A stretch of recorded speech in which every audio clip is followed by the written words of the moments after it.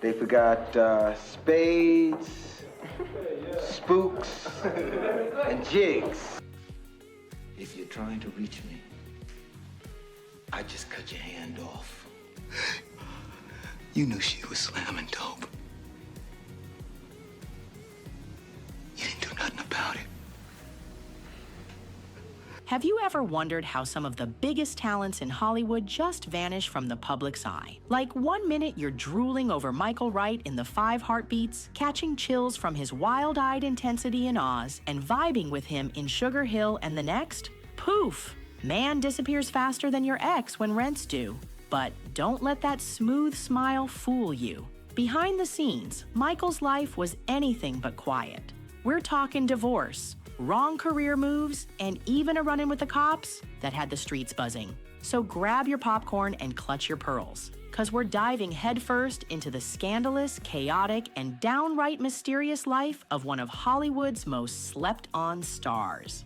Michael Wright was born in Brooklyn, New York on April 30th, 1958. And from the very beginning, Michael had always known he was born to act in junior high school. I don't believe that actors are created, or at least great actors or fine actors are created. I think that they are born. While the other boys were busy trying to impress their girls with mixtapes and love notes folded like origami, the activities Michael did with his girl were a little different. Whenever they were out shopping, instead of helping her pick out her favorite lip gloss, like other teenage boyfriends, Michael was out here switching up voices and playing different kinds of personas, like it was a one-man show. Assume these various kinds of persona while we'd be out.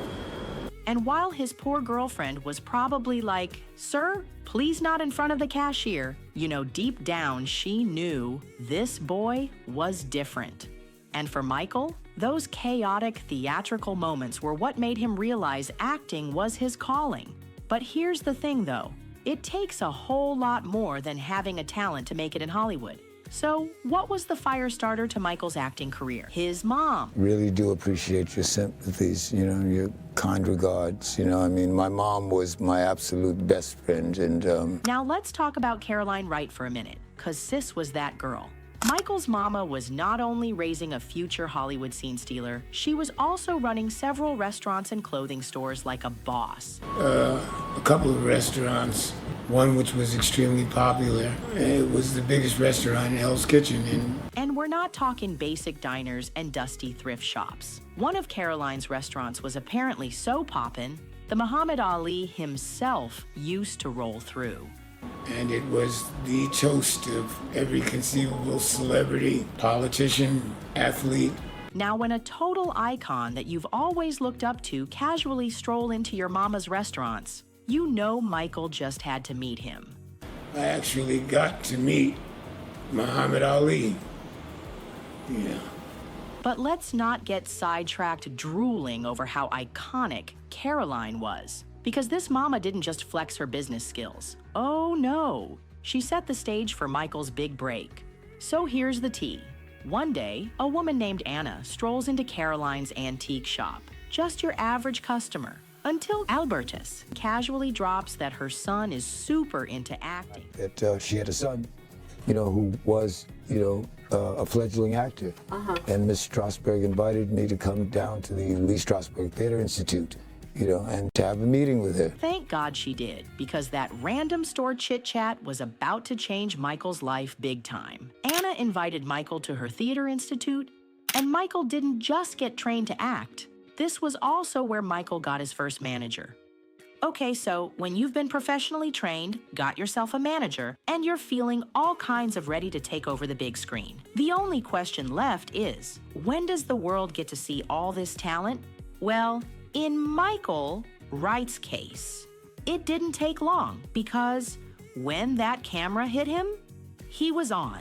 So let's take a quick trip down memory lane and talk about his career, because yes, this man served us some moments. Michael's first major splash came in The Wanderers back in 1979, and even then, he was already giving intense, brooding, don't mess with me energy. But if we're gonna keep it 100, that was just the appetizer. The real main course came in 1991 when Michael snatched wigs and hearts as Eddie King Jr. in The Five Heartbeats. And let's be real, once you heard him hit that Nights Like This, I wish raindrops would fall, you knew this man didn't come to play. And from there, he just kept delivering the heat. He owned his roles in movies like Sugar Hill, Oz, and The Interpreter, among others. Now let's pause for a second, because if you've seen this man on screen, especially in those Oz scenes where he was just unhinged perfection, you probably thought, oh yeah, this man's going straight to the Oscars. But hold up, don't cue the standing ovation just yet, because while the acting was top tier, the journey? Whew, that thing was bumpier than a New York City subway at rush hour. And what better place to start spilling this piping hot tea than with the one question that has had us all scratching our heads for years? How the hell has Michael Wright never been nominated for any major awards? Like, not even a courtesy nod? Not one dusty little Emmy nom? Make it make sense. Because let's be real, this man gave us unforgettable, scene-stealing, soul-snatching performances. And yet, crickets. So what's really going on here?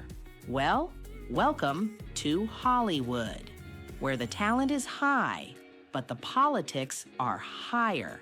And if there's one thing we know about this industry, it's that it's shady with a capital S. Let's be real, connections are everything. If you ain't got the right people whispering your name in the right rooms, you might as well be acting in your backyard. So let's take it back to the 90s when hip-hop was ruling the world. And I'm not talking about just the music. Even Hollywood got swept up too. Suddenly, every producer and their assistant was like, hey, you know who should play the lead? That rapper with the platinum album? So what happens when most producers will rather cast popular rappers like Tupac, Ice Cube, DMX, all legends in their own right, no shade, in their movies, rather than go for authentic talents so as to increase sales? Yup, you guessed it. Actual trained actors like Michael get left in the cold, of course, and look, while Michael was not explicitly beefing with them, you know he was giving them the side eye like, sir, you just learned how to cry on cue last week and now you're playing the lead? You couldn't get a job because some rapper, had gotten the gig. But let's keep it funky. Even with Hollywood playing musical chairs with casting, you cannot deny that Michael had the range. Like seriously, if singing Nights Like This, I wish raindrops would fall, with full chest, a cracked voice, and enough emotion to make you call your ex ain't Oscar worthy, then honestly, what even is?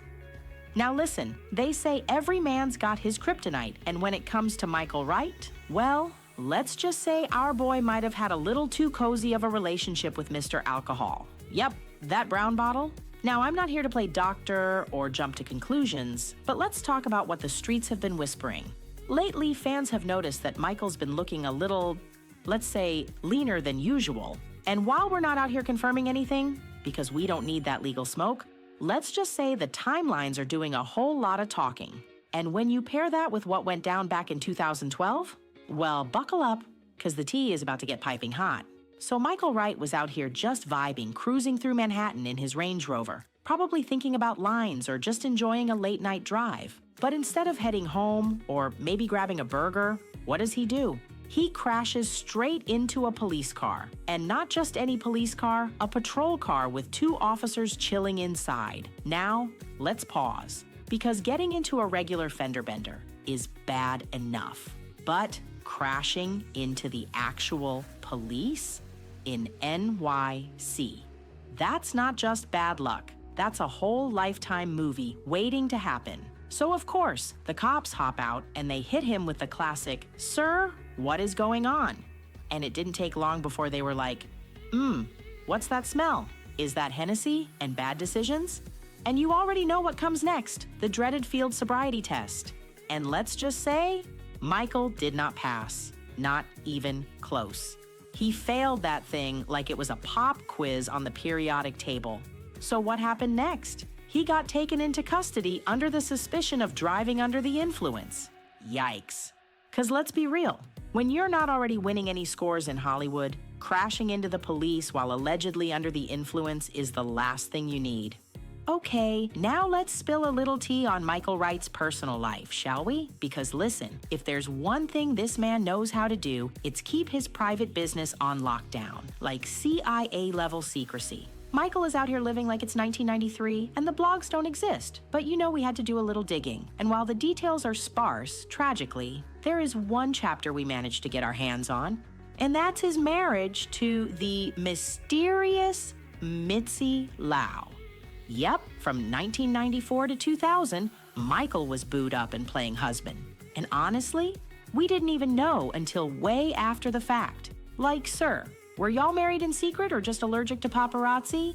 Now, don't get it twisted. While they did eventually go their separate ways, it wasn't all messy breakup energy. In fact, the couple actually had a daughter together during their marriage. But here's the real kicker. What actually went down?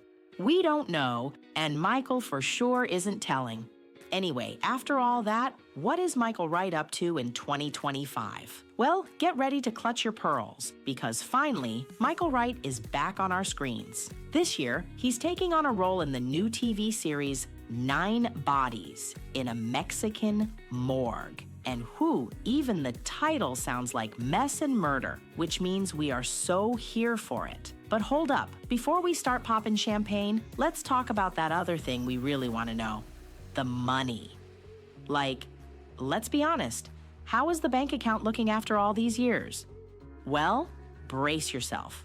Because according to the internet streets, Michael's estimated net worth is sitting around $200,000. Yes, you heard that right? 200,000, not million, just thousand.